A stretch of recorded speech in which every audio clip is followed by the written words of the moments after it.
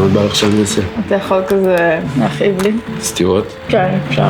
אבל לא בפחדנות, כזה כאילו יותר גרוע לחנוק בפחדנות מלא לחנוק בכלל, אתה מבין? בואי נקבע לרביעי. אני אעשה לך invitation בקהל. דני, את לא רוצה דרינק? לא, תודה, אני בהיריון. את רצינית? הכל בסדר, נעשה הפלה שבוע מתישהו. למה יש לך תמונה של כלב מת מעל המיטה? זו מתנה. כן, אבל יש לך תמונה של כלב מת מעל המיטה. נכון. אתה יכול יותר חזק. מה? לחנוק. יש משהו שאני רוצה לספר לך. סוד כזה.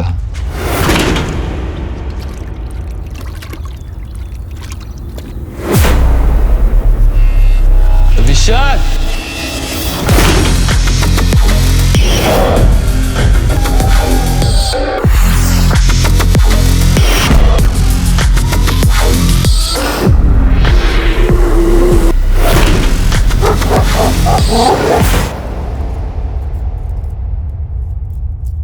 קרה משהו?